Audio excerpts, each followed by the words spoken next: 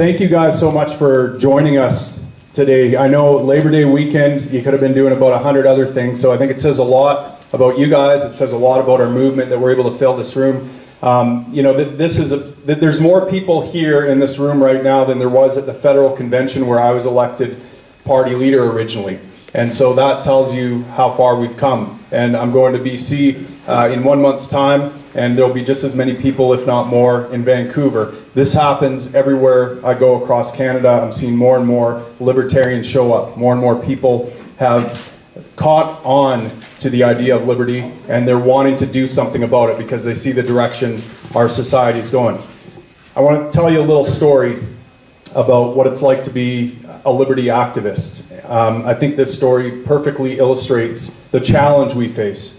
About, I don't know, 7 or 8 years ago, I was a fire lieutenant, and I was called to a structure fire. It was a 4-story building, and I was charged with going in, finding the seat of the fire, and doing primary search and rescue and fire suppression. So I took my team up to the 4th floor. We found the fire room because we could see the smoke billowing out from underneath it. We forced the door open, and we started doing our search. And to my surprise, through the smoke, as I entered the living room, I could see this figure laying down on the couch. The figure was a very obese woman, probably about 350 pounds. She was buck naked, and she was completely motionless. Didn't look like she was breathing. I assumed she was dead based on the amount of smoke that was in the apartment. I thought we'd be doing a body removal. But I went up to her, and as I approached her, I could see all the signs of immediate gratification that she was addicted to. She had empty vodka bottles. She had empty cigarette cartons. She had a ton of empty Cheeto bags, and she had remains of like Cheetos wedged into all her fat rolls as she lay there. And I leaned over her and pinched her trapezius to see if she was awake. And to my surprise, her eyes sprung open, kind of a look of shock on her eyes, and then she noticed that there was a firefighter basically nose to nose with her. I had a mask on, and I yelled at her. I said, "Look, we got to go. Your apartment's on fire. Let's go. Let's get out of here." And she looked at me and she said, "Come here, honey." And she grabbed me around the back of my neck and pulled me in, and she tried to smooch me through my mask. And I pushed her away. I said, "No, look, we got to go. Your apartment's on fire. Let's go now." And she just grabbed me. She said, "Come here, sweetie." And she wanted a makeout session with a firefighter. And again, she wanted immediate gratification, despite the fact that her world was burning down around her and her life was in danger. So I said, "Look, we got to go now. I'm not doing this with you." And at that point, her face screwed up into this very hateful scowl, and she raised her middle finger to me and said, "Fuck you." And I'm like, all right, well, I'm going to have to violate the non-aggression principle here. I grabbed her by her hands, and I drug her through that apartment, kicking and screaming and swearing, out into the hallway to safety, called EMS and made sure they had a blanket on her and that she was safe. And then as I was going back in, I turned around to look at her again, and she looked at me and swore at me again. And that, ladies and gentlemen, is what it's like being the leader of the Libertarian Party of Canada. We have a society that is fallen from grace. It's addicted to immediate gratification. You know, and I think about this quite often. What was the cause of that fire? It was not her, I mean, the immediate cause, the proximate cause, I guess you could say, is that she put a cigarette butt and left it burning in her mattress, and it caught fire. But there were a million little steps that led up to that catastrophic event. And probably starting back sometime in childhood, I imagine she probably didn't have a very pleasant childhood, but she made bad decisions all the way along her life, right? She was on welfare. She obviously, you know, didn't do the work necessary to make herself economically viable. She was addicted to all sorts of substances. Her life had literally become hell. And it didn't become hell from her dropping that cigarette into her mattress. It had become hell long before that. It was a death by a million cuts, and eventually everything around her collapsed. And this is what we're facing now, and there has to be an intervention. And it's not pleasant being the person that has to make the intervention, but that's what we are charged with here today, I would argue. And so this is the challenge of being a liberty activist. I'm a big fan of Jordan Peterson, and he talks, there was a quote, and I'm trying to remember it, but it's something like this: nothing creates a better world than stating your truth. Okay? When you tell the truth, that sends ripples out into the world that create order. And so we can't be afraid to stand on the truth. And that's what the Libertarian Party of Canada is there to do. We're here to tell unpopular truths to people. It's not necessarily going to win us any votes to tell people that taxation is theft, or that healthcare maybe shouldn't be run by the government, or that maybe public schools were designed to control people, or all these uncomfortable things we have to say. But someone has to say them. Someone has to speak truth to the world if we're going to see this chaos brought to order. And so that's the challenge that we face right now. And I'll tell you, 4 years ago, I had no intention of getting involved in politics. I didn't want to do anything.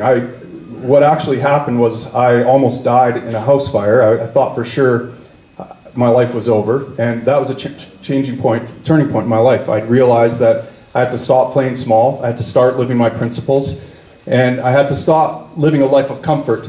I had my life mapped out. I was at the top of my career as a battalion chief. I was making a very good income. I had the 2 cars. I had the nice house. I had, everything was going my way, conventionally speaking. But I knew that I wasn't being everything I could be. I realized I wasn't espousing or wasn't embodying the principles that I spoke into the world. And so after that fire, I decided I was going to leave everything on the mat when it came to life. And opportunities started presenting themselves to me. And this was one of the opportunities, to stand up for the Libertarian Party of Canada. And I just started speaking my truth. You probably saw the meme that put me on the map, which was, I want gay married couples to be able to protect their marijuana plants with guns.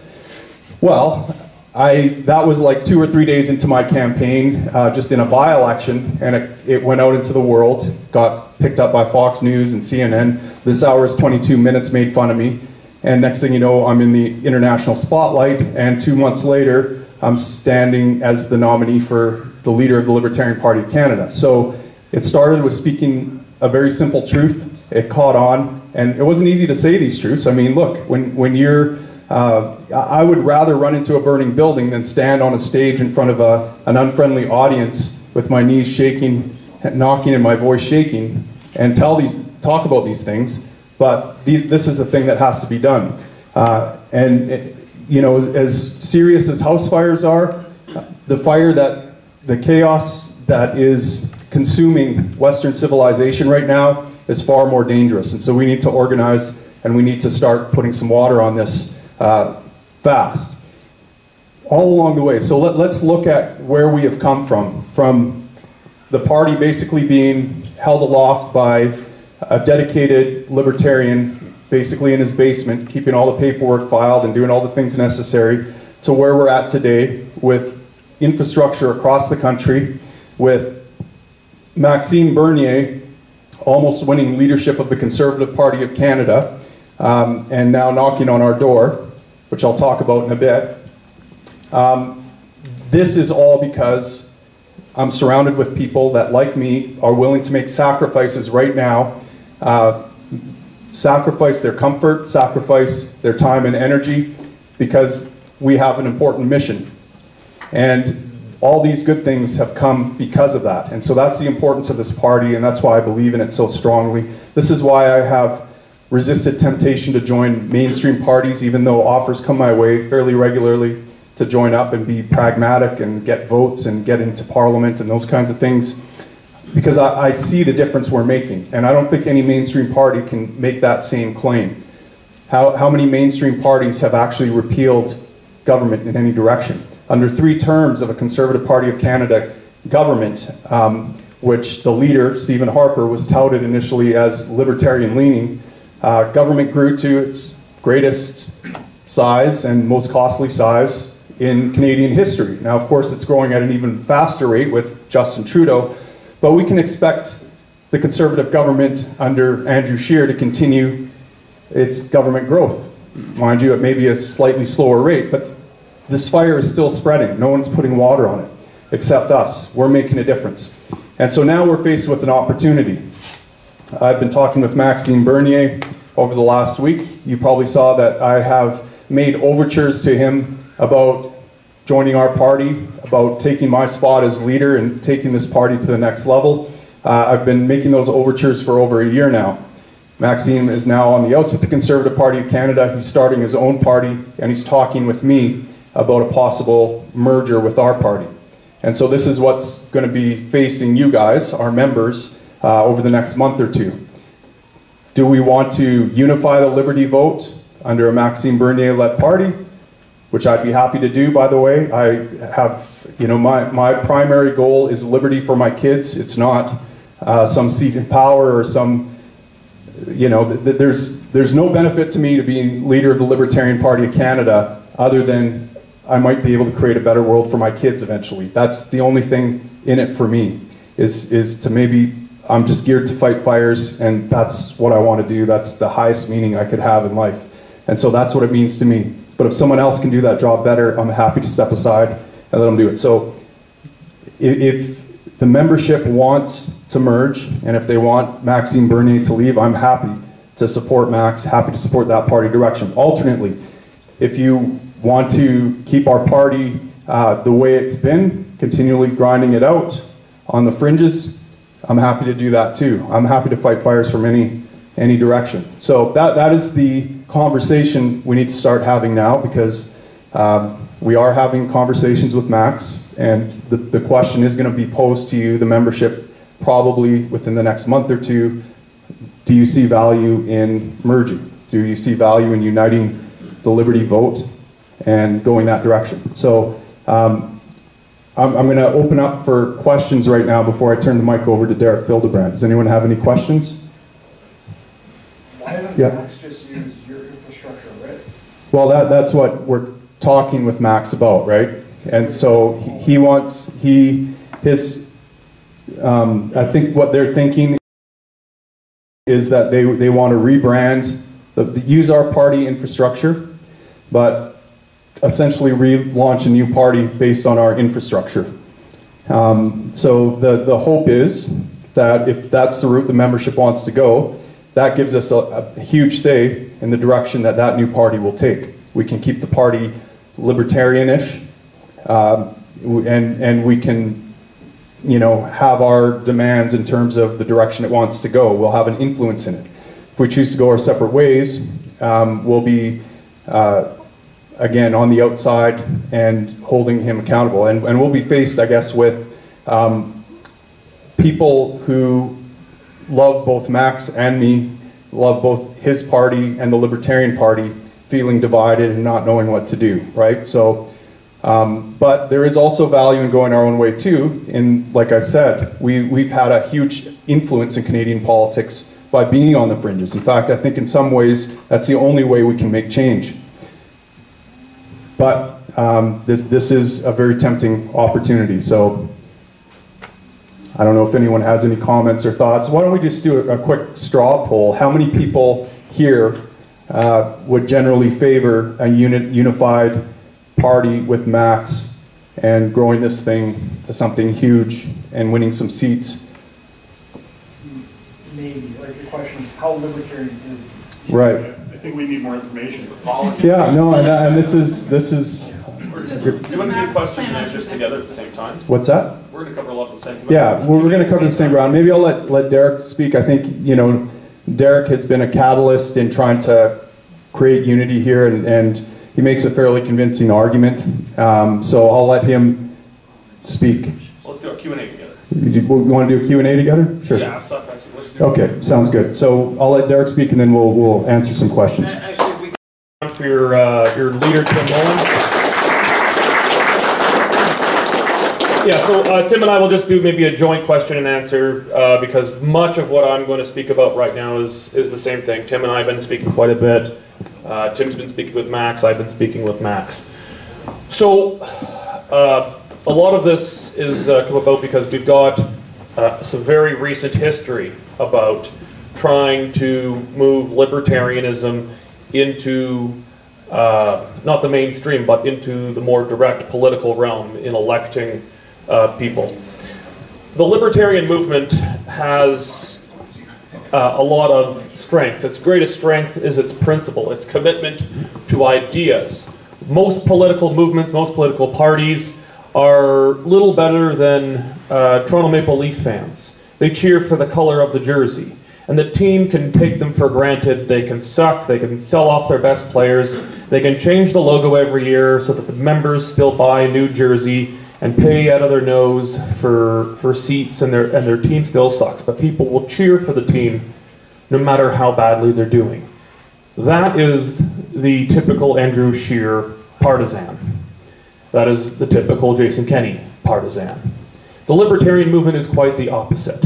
We care more about the game itself. We care about the objective of scoring those goals, not just the color of the jersey on the ice. Now, the criticism many have of our movement, myself, I have this of our movement as well, is that we're often too obsessed that we'd rather be the referee rather than being on the ice, scoring the goals, winning over. The lesson is, and I come from a background in the Canadian Taxpayers Federation, where our general philosophy is that it doesn't matter who's in power, it matters which way the wind is blowing, which way the band is marching. And if the parade is moving in a direction, the political parties will follow in that direction. And that is in large measure true. But it does matter who is on the ice. It matters who's in the game. But we can have allies there, but if the movement itself is not succeeding, if we're not winning the battle of ideas, then our own team will abandon us. As we had 3 terms of a conservative government, and all we really had to show for it was the end of the long gun registry and wheat board. And I can think of very little else it achieved for us as libertarians and conservatives. In Alberta, I've, since the last election, been the only elected libertarian in the Alberta legislature, which has left me very regularly swimming against the current in the Wild Rose, then in the merged United Conservative Party, and it led to a lot of divisions internally. And I came to a conclusion that my issues with the United Conservative Party or Jason Kenney were not just personal between me and its leader and race and gender, rigging of nominations in my own constituency, but the problems I saw across the province, abandoning liberty and conservative principles, with them supporting government, taxpayer ownership of a pipeline, with them voting for Bill 2 on race and gender quotas, subsidizing private businesses to meet race and gender quotas, on cowardly running out of the legislature a dozen times on Bill 9, which attacks freedom of speech. And parties are always more principled in opposition than in government. And if we see this kind of sacrifice provincially and federally, while parties that purport to represent people who support liberty are doing this in opposition, just imagine what will happen in government when they are captured even more greatly by special interests and the bureaucrats. So the time, I felt, came in Alberta to start a new party, to follow through as an independent political party the coalition that I viewed, that Maxime Bernier put together, that I believe legitimately did win the Conservative Party of Canada's leadership, but was stolen by balloting problems and a cartel. It was a new coalition, and those of you who are at our Calgary pub night just a few nights ago, you'll recall this story I tell. It was in the Maxime Bernier war room, the day of the leadership vote, and 2 guys were sitting side by side. One guy, so I just came this morning from the Patricia Rodeo. Those of you who don't know where Patricia is, it's a little hamlet outside of Brooks, and it's probably it's where the last real cowboys are in Canada and Alberta. That's where the very last ones are. Brooks is the big urban city to these guys. And 2 guys were sitting side by side in the war room working the phones. One guy looked like the biggest redneck you'd ever see. He must have come straight out of Patricia. If it would have been legal, he would have been strapped. And sitting right beside him was a guy who looked like he'd come right now from Calgary Pride. He was a very visibly, openly gay guy. So these two guys were sitting side by side, and we were told normally in politics, in North American politics, that these are two different cultural tribes. They're supposed to hate each other. They're supposed to disapprove of how one another are living their lives. But for us, it was immaterial. How one another live our lives was immaterial to politics. We cared about the larger goal of liberty and freedom. Both of them probably did not agree with one another. They both probably lived radically different lives. But that was the whole point. And in no other political movement in Canada, I believe, have you ever seen a group that was like that.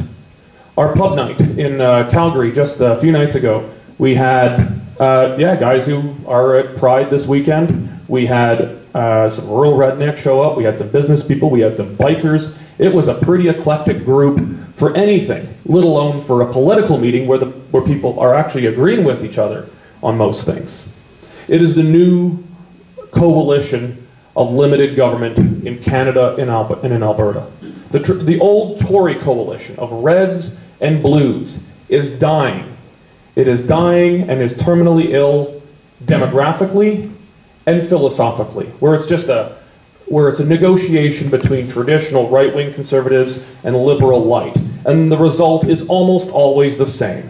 And I've been paraphrasing a saying that Tim has made up quite a bit lately, that conservatives today are just liberals 5 years ago. And so the compromise between red and blue Tories is just a discussion about, are we liberals of 3 years ago or 6 years ago? And they'll normally just settle on 5. And that's not good enough anymore. It satisfies no one.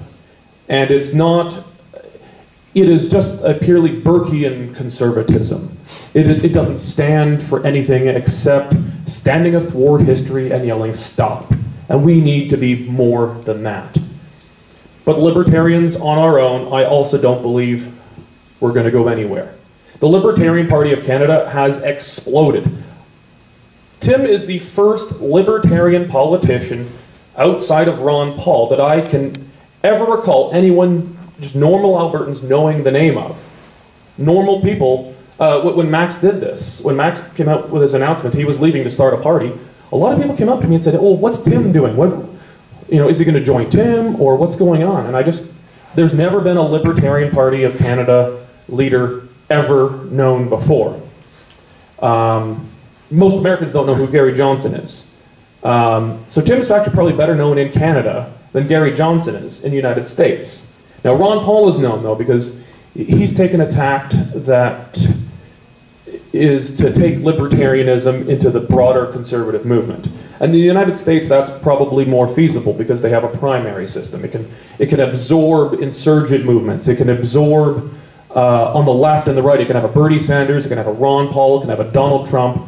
But in Canada, our party systems are incapable of absorbing new movements, of insurgencies, of rebellions. In Canada, you don't get a Tea Party, you get a Reform Party. In Canada, you don't get a Bernie Sanders, you get an NDP. We don't have the option of working within the mainstream old establishment parties. But the goal for libertarians, I believe, needs to be to keep a movement, an advocacy movement, that the Libertarian Party of Canada has been extraordinarily successful in the last few years of pushing. It is making a difference. It makes a difference in changing hearts and minds, and I believe it made a significant difference in helping the Maxime Bernier campaign federally. It's making a real difference. But I want us to ask ourselves, and I'm, well, the money is on the table, but in a few minutes I'll be a registered member here.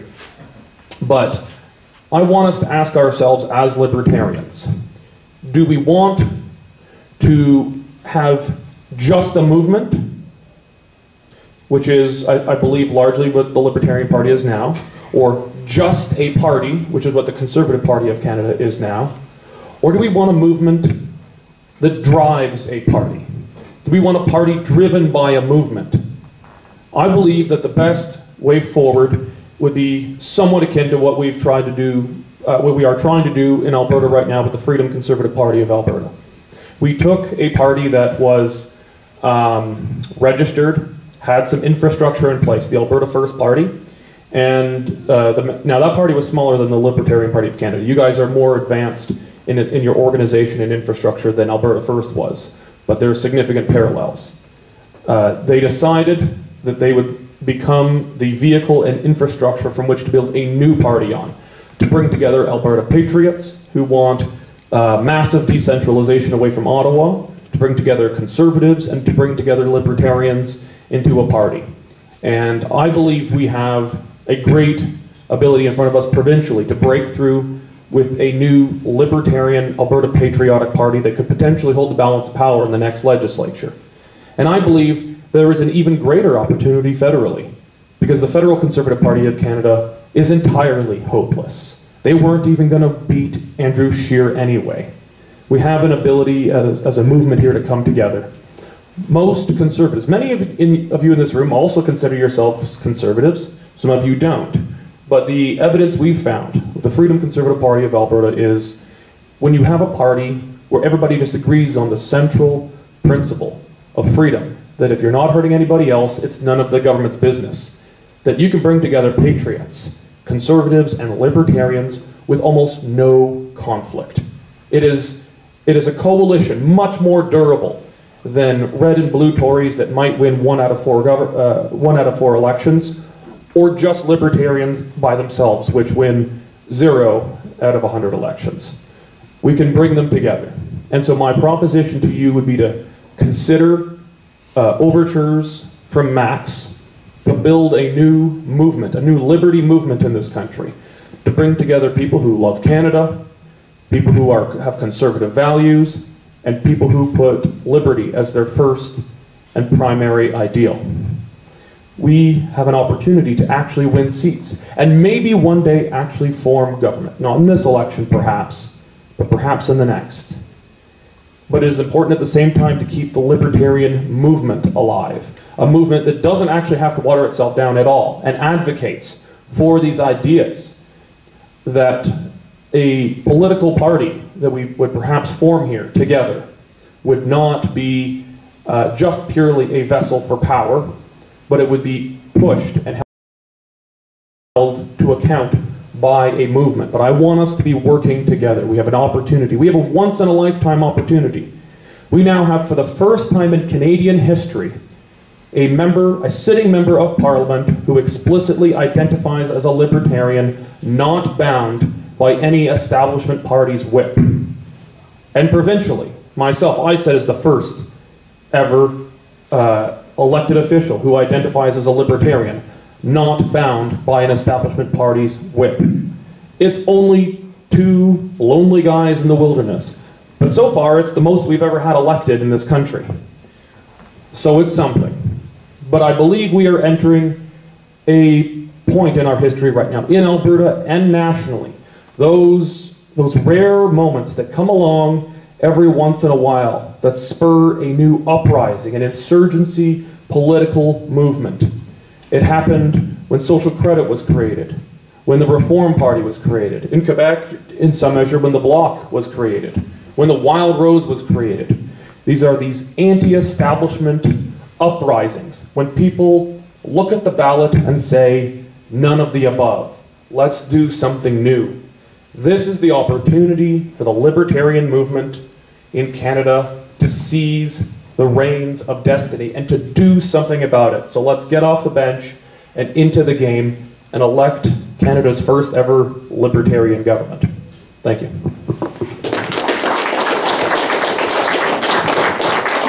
20 minutes for questions, Derek. All right, well, Tim and I will take them together here. Do you foresee any major policy change with Maxime Bernier coming together? You just tell us if it's for Tim or I or both. Both.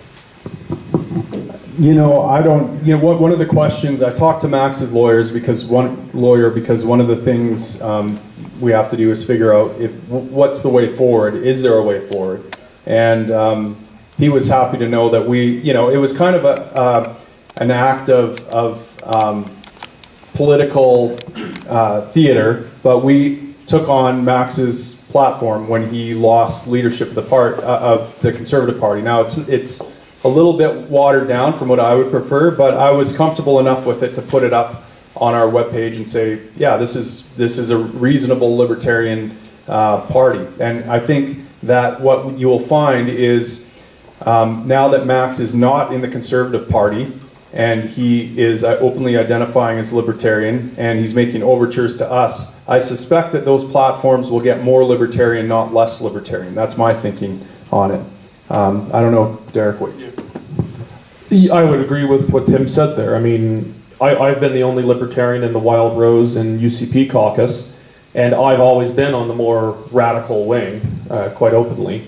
But now that I'm not bound by a party whip, I mean, it's completely unchained. It's Mad Max. It's, you know, I'm able to really stand for what I want. And so I've been able to be significantly more libertarian and conservative in the Alberta legislature. Our party's policies provincially with the FCP are going to be set at our founding convention, October 20th in Chestermere. But we set out our founding principles in the founding document. So when we transitioned using the registration and legal entity of the Alberta First Party, so we didn't spend months going through signatures and all the bureaucracy you have to, we set out founding principles and the process of moving from what was their constitution to more of a blank slate interim document that transitioned us to our founding convention coming up. I expect we're going to have a very libertarian platform as well, but myself knowing Max, I would be extremely surprised if the platform of a whatever this party would be called would not be more libertarian than the platform he ran with then. He was still, while he was running for leadership, he was still running within the bounds of that universe and what was acceptable there.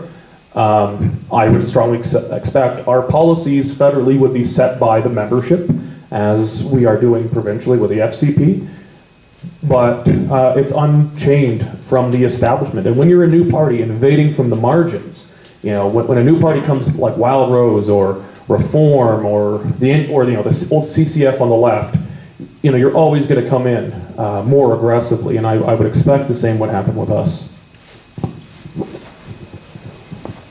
But at the same time, I should also just add, every party is any party that ever elects a single person or more is a coalition of interests, and that needs to be recognized, that there would be more than just pure libertarians in this party. There would be, you know, as it is provincially, we've got some traditional conservatives and people who identify as Alberta patriots, but we rally around common sets of values, and there's very little disagreement because of our core sets of values. But you'll have other groups that would come into a party who will probably share most of your values and ideas, but they might care more about some other sets of issues and put more emphasis on those kinds of issues in a larger political party.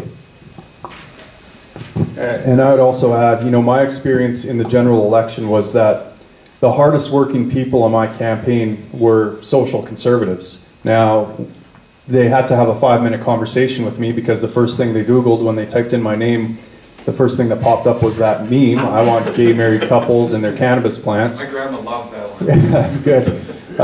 But it only took 5 minutes of explanation. You know, do you think that morality emerges from the government down or from the community and the family up? And don't you think that maybe you have given your ideological enemies all the tools with which to oppress you? And so if you make the government in charge of marriage, now they're going to have your churches marrying people that your churches don't want to marry. So they immediately got what I was getting at, and they went and knocked doors for me. And so I found there to be much more in common with social conservatives even, who understand that, you know, a libertarian society tends to be a more socially conservative society. When you don't when you don't socialize the negative consequences of your poor choices, when you have to own them fully yourself as an individual, you tend to make better choices. And I think so. I found that I had no problem in a coalition with social conservatives, which on its face you wouldn't think that they would be one of our constituents, but they really get it, and they get that a libertarian society is more conservative in nature. But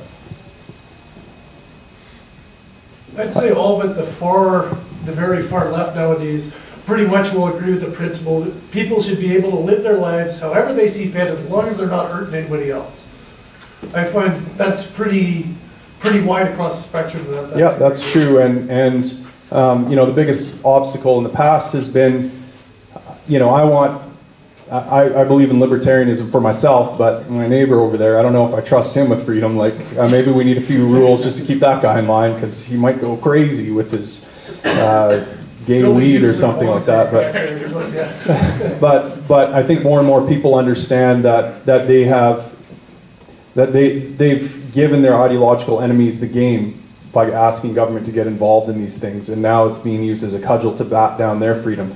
And so I think more and more people are open to the idea that maybe it ought to be liberty for all, not just me and my special interest group.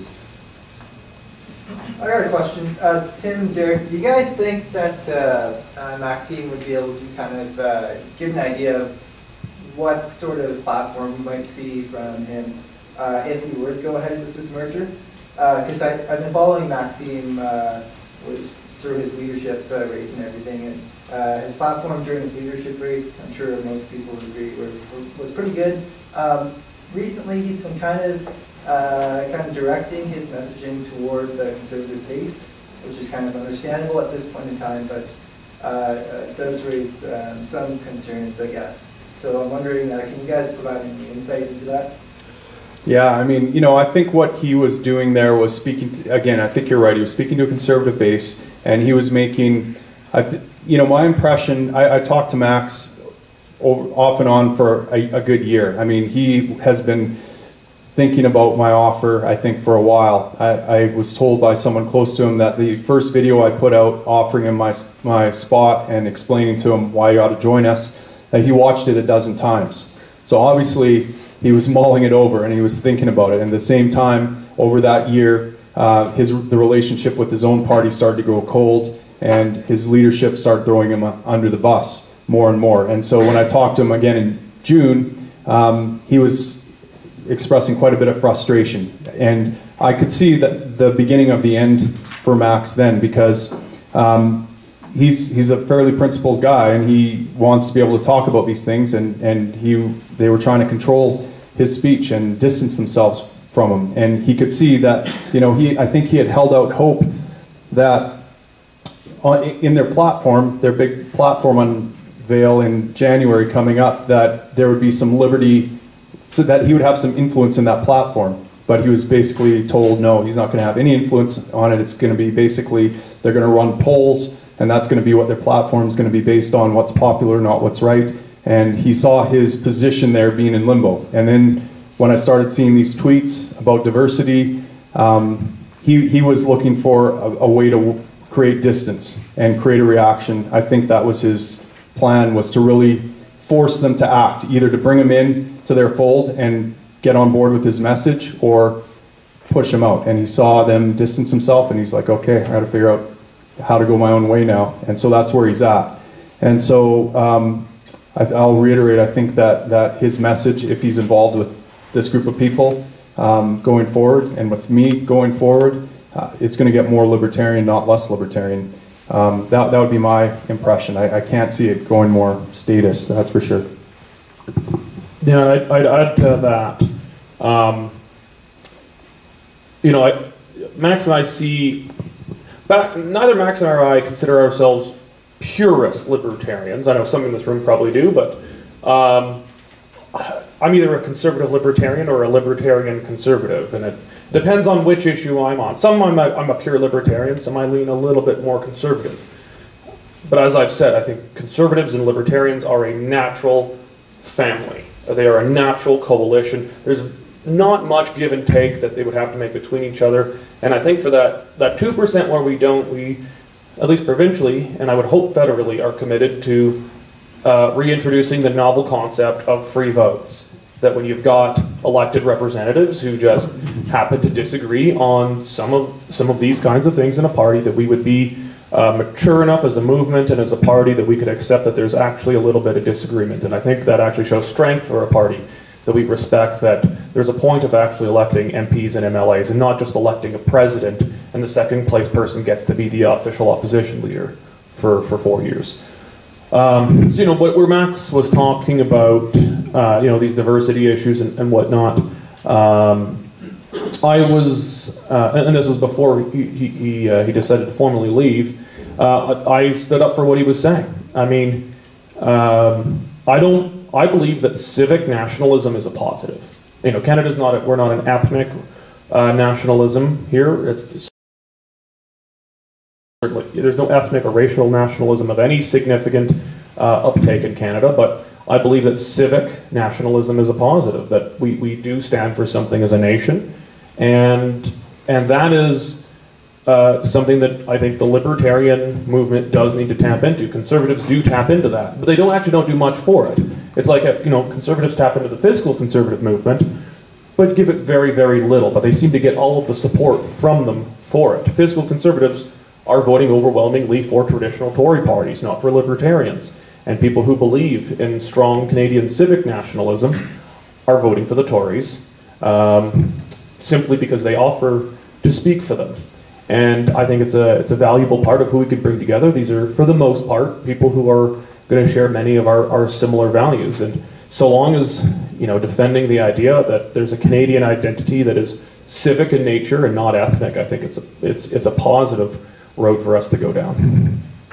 And can I just add to that? I think I agree, Derek. I also agreed with Maxime's comments on diversity as he laid them out, I guess.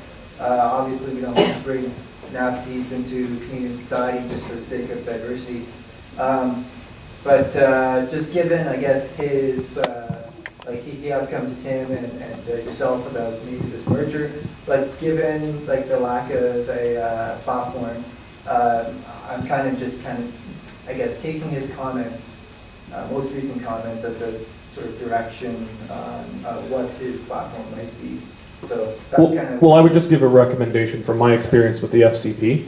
We had negotiated, now again, it was smaller, it was, the party was largely just, it was a small group of activists who used it primarily for advocacy, but they were less organized. The party was largely the board and a few other people, so it was not as, it didn't have quite the infrastructure here. But what we did do is we negotiated an agreement in principle on the foundation of the Freedom Conservative Party of Alberta, and it laid out an interim process from going from the announcing of the party to our founding convention for policy and leadership and writing a full constitution, etc. But it also included our founding values, which are still up for debate at our founding convention, but it were founding values that were very high level about what we stood for. And you know, they were brief and to the point. They weren't getting into the minutiae and details. That's up more to a policy convention. But we laid out in that agreement what our founding principles were at the very highest level. And it defines us. And we came to that agreement when we started. So we don't get to a founding convention and then figure out what we stand for. We know what we stand for from day one when we founded the party. And we're going to flesh it out in more detail about how that's going to look more electorally in a platform at our convention. But we knew what we stood for from day one, and my recommendation to you is that if you decide to go down this road, I would encourage you to have your founding principles right in the founding document if you were to go forward in creating this party. So you know exactly what it stands for from day one. Can I add something there, Derek? Okay. From the standpoint of a chairman, I know there's lots of you sitting here thinking that this is probably going to be done behind closed doors at a small convention somewhere. What we're looking at is trying to involve every single member, and we do have a vehicle to do it, that we would be mailing out these questions and these small revisions or revisions to our Constitution to every single person, and how you would all have the chance to vote as members of the Libertarian Party of Canada. So this isn't going to be something that's going to blindly happen. If we decide to go ahead with this, we're going to be asking this to all of you, and even people that don't ever make it to any of the meetings or can't fly all the way across the country to a caucus meeting or anything. So this isn't going to be done behind closed doors. These documents are going to be reviewed by you, and you will be able to vote if you wish to. So if we do decide, is it going to be still open elections? Who's going to lead the party? Or That was another question I was asking. Open elections for what, sorry? Who's going to lead the party? Like, Yeah, we would have to have a convention, and it would be up for grabs, yeah. And it almost seems more like Max is riding up your coattails. Because you've done all this hard grind work. Yeah. And now it's kind of come. And that's a fair comment, and I would say that, you know, this is almost kind of what we've been asking for a while, right? You know, I wasn't bluffing when I said to Max, you know, consider leadership of this party, because I do think that with his following and the fact that he's got a seat in Parliament, he could take this party and this movement to the next level. And so, you know, I've warmed up to this idea. At first I was like very skeptical of the idea, but you know, the idea of unifying the Liberty vote, of taking this party to the next level, of standing side by side with Max and saying to the Canadian people, we stand for liberty and freedom, and we're going to give you something new, and doing it in a unified fashion so that people don't feel divided loyalty, because I've been seeing that a lot on Facebook. My comments are constantly, what are you going to do, Tim? Are you, you know, we really want to, we feel divided. On one hand, we love you. On the other hand, we love Max. Is there any way you guys can work together?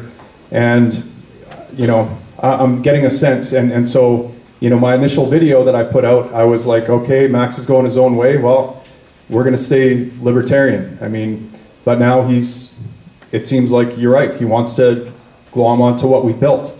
But this is what we built it for, in a sense, in one sense, right? And so to me, this could be viewed as a win. This is exactly what we're looking for, in a sense, taking this party mainstream. And yeah, there's going to probably have to be some compromise in terms of the messaging, in terms of the platform a little bit. But we already have looked at his platform and have it on our website, and it's pretty good. It's not bad. I mean, it's not exactly what I would want to run with, but it's good enough for me. You know, our party is made up of constitutionalists, of classical liberals, of minarchists who believe in a small night watchman state, and even of anarcho-capitalists who think that this state might not have that much use. And I can't see why this party wouldn't be open to the same type of coalition. I don't think it would be, I think it would range from constitutionalists to anarchists again. So I think it would be the same group of people, but we'd be broadening it out and trying to make our message a little bit more appealing to the mainstream. But again, these are the questions. And so, you know, at this point, I favor a merger, quite frankly. I see it taking this thing to a new direction. These kind of opportunities don't come along every day. This might be the only opportunity we have like this in our lifetime, quite frankly. So it might be worth taking a chance. And if it doesn't work out, it's not that hard to restart up a federal party again. You need 250 signatures plus one, and you're back in the game and building infrastructure again. So it wouldn't be that hard to start. So I don't see a huge downside, but I see a huge upside. And that's kind of where I stand right now. But maybe I'm not thinking of everything, and that's why I'm opening up this conversation, because at the end of the day, this is your party, and I respect the wishes of my membership, and I'll lead the party whatever direction you want me to. So that's that. I'll give you a little more of a technical answer to what you were asking. We cannot replace our leader without a convention. Okay. As our constitution says. And a leadership race might be good too, right? Because it gives us an opportunity. With Elections Canada, you're only allowed to donate, I think, $1,200 or $1,400 a year, but you can also donate to a leadership campaign. I think up to $5,000 or maybe even $10,000 a year. So this is an opportunity to raise a lot of money for the party. So if we have a leadership race, and I would probably give Max a leadership race, you know, he could raise a lot of money that way, and it's just even more money to put Liberty on the map, as far as I can see. What if Max lost? Well, that would be the death knell in his... Well, then Prime Minister Tim. So it's a no-lose situation. So again, just some of the lessons from you know what we've done in a very similar situation provincially here. The party provincially had a technically, but again, it was not a very active party, but it had a leader on paper. So if you were to go down this road, and again, Corey is, he's your Supreme Court of understanding the Constitution of the Libertarian Party of Canada. But votes like this are generally an omnibus constitutional resolution. Anytime parties in Canada or provincially decide to merge, is essentially a giant omnibus constitutional resolution. So what we did provincially, it essentially kind of got rid of the old constitution. Our intention is largely to replace, using it as a draft going forward as a new constitution at our founding convention, but it put in place an interim document, and it included the selection process for an interim leader of the party. So we had an interim board of governors selected in our founding document, and that board of governors had the power to elect its own officers and elect its interim leader. We understood in advance, who the officers would be, and that I would be serving as the interim leader. My preference was to have someone else to serve as interim leader, since it's my intention to stand for the permanent leadership of the FCP. But it depends who you have available. We just didn't see anyone. I thought Tim would actually be pretty good, but he has another job. But so generally the way things would happen is you might have an interim leader in between the founding of a party and a leadership race, and then any new party has to have a leadership race, and you'd probably want to lay out a process for that first leadership race in a founding document, as we did. We're doing it provincially because, well, it's just the province, and we don't have the money yet. We're just doing it as a vote at our founding convention, but it would be discussion for all of you to have about what process should happen for your first, if you were going to go down this road, what process you'd want. It would have to be laid out in advance about how you elect your first leader. Yeah, and here's a possible vision for you, just to talk about how this could play out. So if we were to put out a vote to membership next week, in time to get results back before the BC caucus on October 6th, Max and I could show up at the BC caucus, do a press release. I could stand for nominee in the by-election in Burnaby, and we could put this party on the map running against the leader of the NDP in that riding, Jagmeet Singh. And that could be the launching point for this new reformed party. So that's, to me, that vision is kind of exciting a little bit. It gets our message out there, it creates a lot of news, it puts a lot of focus on our message. And what's that? Well, especially if you beat them. I mean, it's Burnaby, and I'm pro-pipeline, right? So let's not get crazy. Manage expectations. Yeah. We need to remember that. But I do think that we would make a dent, definitely in the media, and we'd put the party on the map, and we would make a splash. And we'd change the course of Canadian history, quite frankly. So that does appeal to me. But again, any way you guys want to go, I'm happy to do it. Regardless of what happens, we're going to be pushing towards a full slate.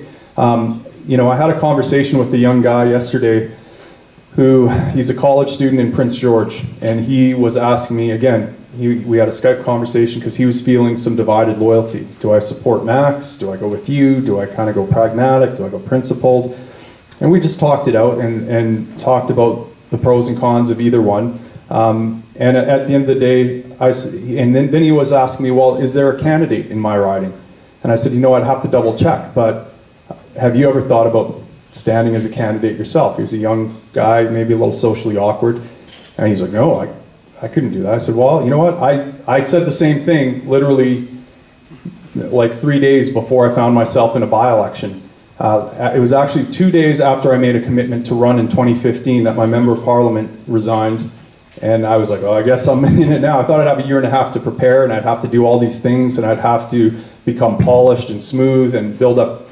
But no, I just stood on that stage, and with my shaky voice and my very awkward communication style, I've come a long ways, believe me, over 4 years. I stood on that stage, and the benefit I got from standing as a candidate was personal development, character building. Okay, when you face hard questions, when you're talking with people who are genuinely, who take what you have to say seriously, and you're no longer just a troll on the internet, firing off shots and making little witty, dropping comments that you then run away from, and now you have to have a face-to-face conversation.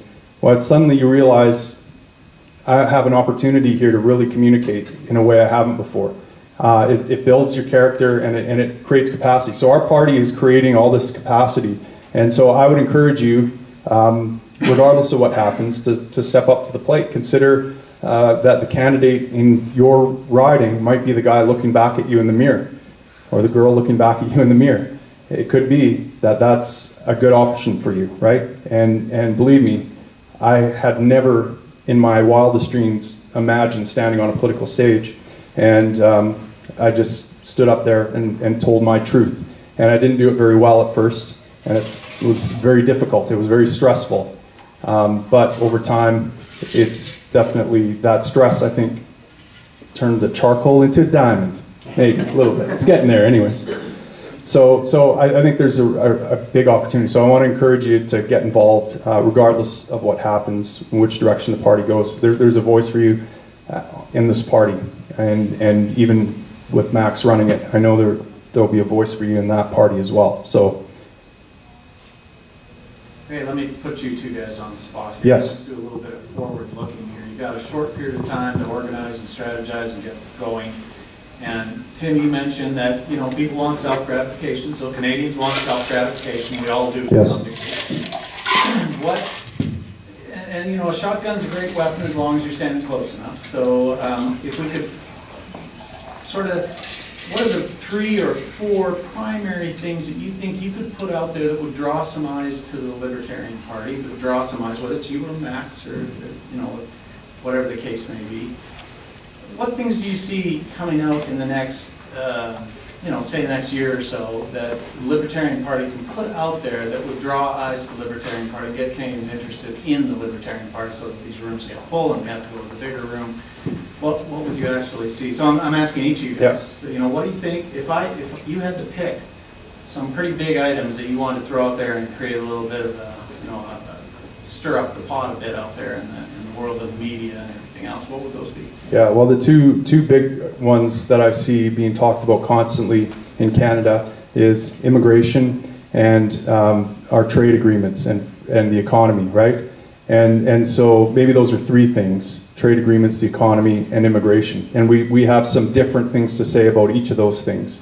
You know, my platform in the last election was an immigration policy, because I wasn't happy with government being involved in immigration, because I think that government screws up everything. And we give our ideological opponents all sorts of weapons to use against us, and we see the left doing that, you know, using tax money to import people that might not necessarily subscribe to the values of freedom this country was built on. And at the same time, I was looking at the different parties, and they were throwing up arbitrary numbers. Like I think the Liberals wanted to import 150,000 refugees, and the Conservatives said, no, 50,000 is the right number. And I was like, well, where are these numbers coming from? How do we know what the right number of people is? And so the platform we came up with, understanding, you know, that until we have that libertarian society, we probably have to have tighter border controls, as a Canadian citizen, you could take it on yourself to invite whoever you want to migrate to this country and get on a pathway to citizenship, provided you undergird them financially, that you're a backstop for them, and you can show that you are, and that you are responsible for their enculturation into Canadian society, and so that there would be some onus on you in terms of if they went off the rails and engaged in criminal activity, there would be some sort of liability you would have, whether that's for the justice fees or something like that. But you would have skin in the game. And so that's a very different message than the other parties. We're putting power in the hands of the individual rather than in the government. Then when it comes to trade, we see the Conservative Party doubling down and saying that the problem with the Liberals is that they're not protectionist enough, right? That's their whole thing. We need more trade barriers. We need to play hardball with Trump. Our message is, let's open up the trade. Let's open up the borders to trade. And you know what? We can attract American businesses here because we'll drop the corporate tax rate. We'll attract these businesses, and we'll open up trade to the world. Even if the U.S. doesn't want to trade with us, we can trade with every other country and open up the borders to trade for that. And we can put pressure on them by having a booming economy, booming trade, and telling them and telling their people that in Canada we don't oppress our consumers like they do there in the States. So I think there's a message on immigration, there's a message on trade, and there's a huge message on the economy. And we can hit all sorts of aspects of the economy, from the taxation rates, the carbon tax, even talking about the problem with centralized monetary policy and central banking and different things like that. So I think those are the things that are on the tip of Canadians' brains right now, and those are something we can develop really strong messages on. But Derek, Well, Tim, actually, it's the problem with having two like-minded people sharing a microphone.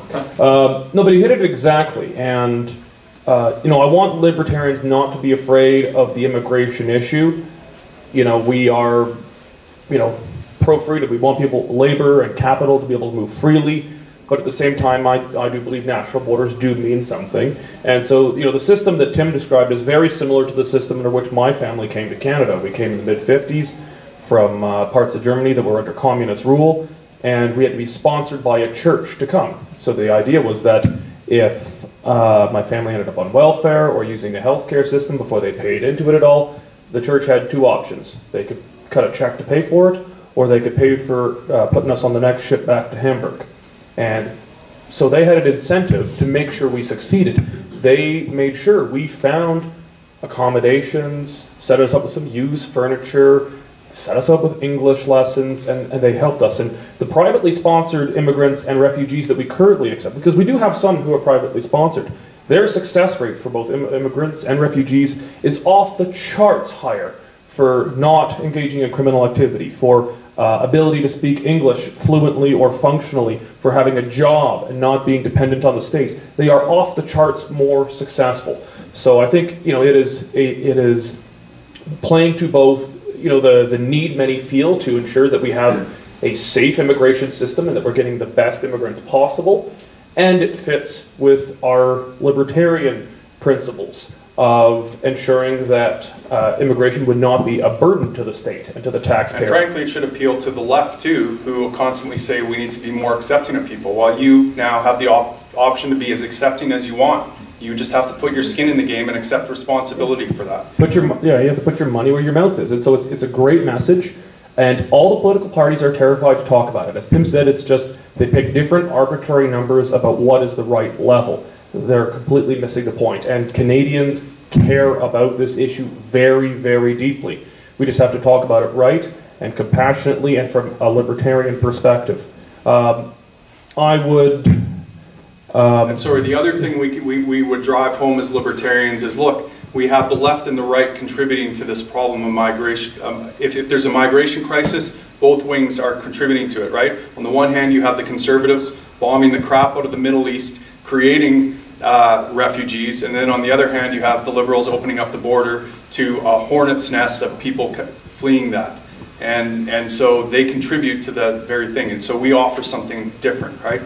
So, and I would just add a third plank to this. So provincially, I would add into that mix for Alberta would be the idea of more provincial rights, autonomism for Alberta, playing, really speaking to people's disenfranchisement with Confederation. That third, but a third piece I would add in, so it'd be fourth provincially, but third federally, is a war on the nanny state. Our core principles of non-aggression, that if you're not hurting anybody else, it's not the business of the government. I mean, provincially, little policies like you shouldn't get charged for drinking a glass of wine in the park. That is a pretty, you can't find someone who would have a problem with that. And so a complete war on the nanny state. And if you just pick specific little policies, they'll say, well, we'll think of the children. What's going to happen? But if you do it as a broader, we're going to end the war on fun. We're going to, the real war we're going to launch is against the nanny state. That is something that really works, and it'll speak to younger people. It'll transcend across left and right, because federally and provincially, all parties subscribe to the nanny state to different degrees and about different things. And if we just launch total war on it, I think we're going to find a huge constituency of people who have never thought about supporting a party on the right before at all. And I would also add to that, this is actually a good segue into a campaign idea that we came up with at our national convention, which was rather than doing a typical campaign door knocking routine where you go, you know, you give a 30-second stump speech on the gospel of liberty, and people just think that you're liberals and kind of close the door on you, going door to door and actually doing a food bank drive. And so we would create a nationwide food bank drive, and we wouldn't even talk, we wouldn't even say we're with the Libertarian Party unless people asked. It would come out eventually, of course, but we would just tell people, listen, we're libertarians, we feel a personal responsibility to look after our neighbors. We don't think the government does a good job of it, and so we're taking on the responsibility ourselves. And that's the message that we want Canadians. You know, our slogan in this next election is liberty equals freedom plus responsibility. And we're going to hammer home the responsibility side of things because we've neglected that one way too long. It's only, liberty only comes through not just the government leave us alone, but us taking more responsibility in our own lives and for the lives of our community and our nation. Clean your room. Clean your room, bucko, says the head lobster. I was going to